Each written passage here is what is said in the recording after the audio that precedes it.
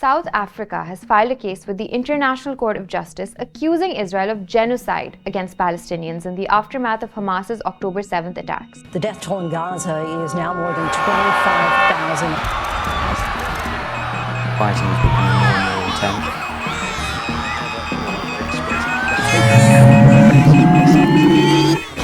intense. In our application, South Africa has recognized the ongoing Nakba of the Palestinian people. The South African delegation also presented the first arguments in the ICJ case, questioning the legality of Israel's occupation of Palestine.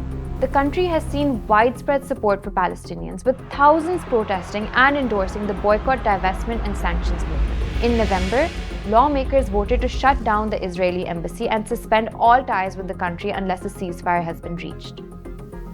However, South African support for Palestine is not new. That we identify with the PLO because, just like ourselves, they are fighting for the right of self-determination.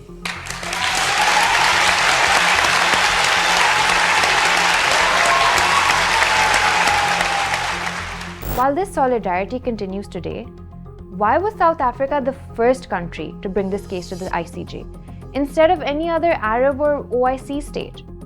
With protests happening in all major cities across the globe, how widespread is the support for the Palestinian freedom, and are anti-imperialist sentiments at the heart of the solidarity? South Africa might not have been the most natural country to go and fight a case on behalf of Palestinians. We can look forward to what we might call a resurgence of this third worldism, this desire to move to a world in which we have autonomy beyond the few global powers that exist on the world stage.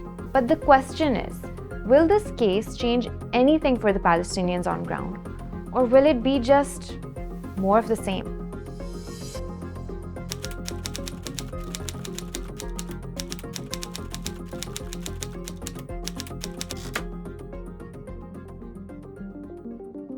The South African government filed the first case on December 29th of 2023, accusing Israel of committing genocide in Gaza. The killing of civilians in large numbers, destruction of their homes, their expulsion and displacement, and the blockade on food, water, and medical aid to the Strip are all listed as genocidal actions in the suit.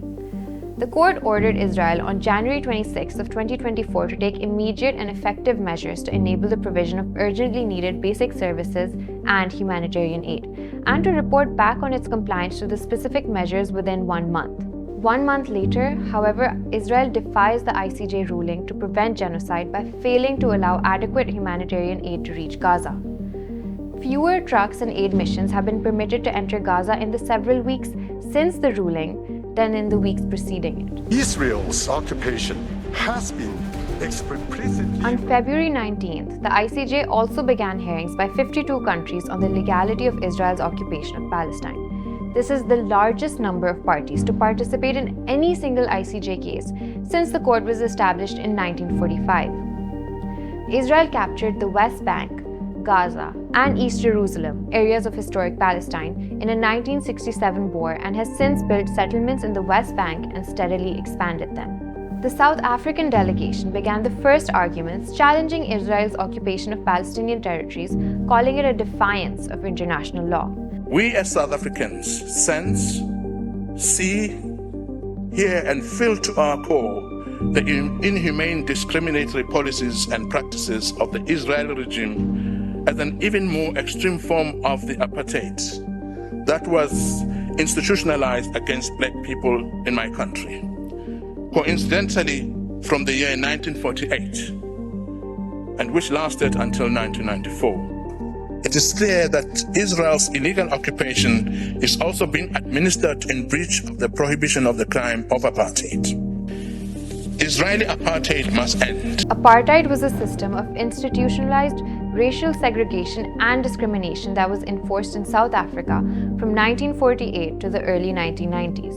Under apartheid, people were classified into racial groups, with the white minority having superior rights and privileges over the black majority and other racial groups. This system restricted the movement, education, and job opportunities of non-white South Africans. Israel's occupation of the Palestinian territories and its treatment of the Palestinian people have been likened to that of the apartheid era in South Africa. Massive seizures of Palestinian land and property, unlawful killings, forcible transfers, severe movement restrictions, and the denial of Palestinian nationality and citizenship are all components of a system that amounts to apartheid under international law.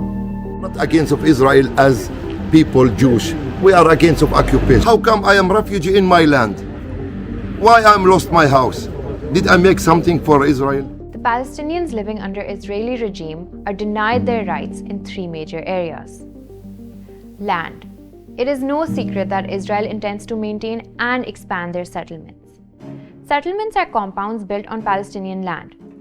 Between 600,000 and 750,000 Israeli settlers live in at least 290 settlements and outposts in the occupied West Bank and East Jerusalem. All settlements and outposts are considered illegal under international laws as they violate the 4th Geneva Convention, which bans an occupying power from transferring its population to the area that it occupies. Freedom of movement.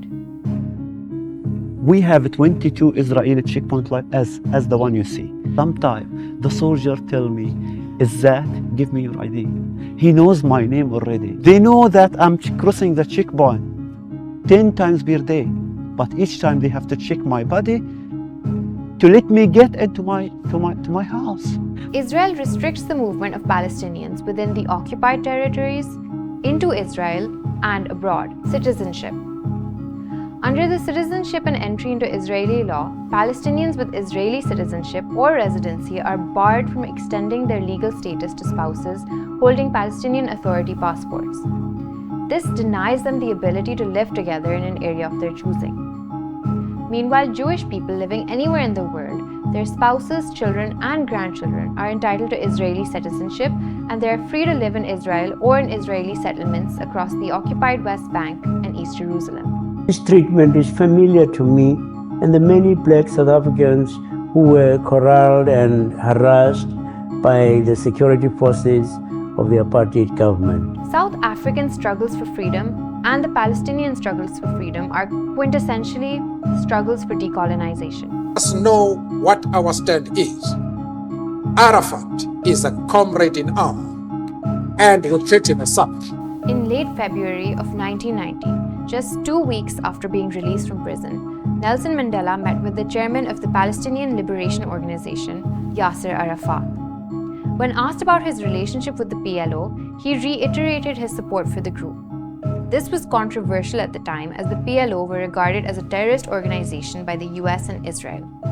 He also described Arafat as a comrade in arms. The African National Congress has voiced solidarity with the Palestinian cause as far back as the 1950s and 1960s, as did many former colonized African nations.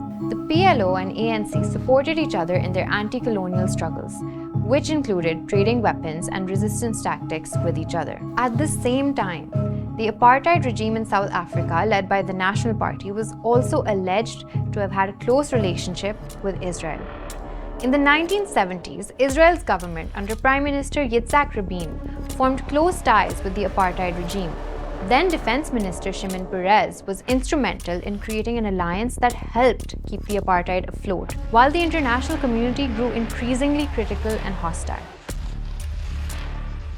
Israel's government allegedly supported the apartheid government by supplying it with arms and military technology in the 70s when there was an international arms embargo on South Africa. In 2010, secret documents revealing that Israel had offered to sell nuclear warheads to apartheid South Africa were uncovered.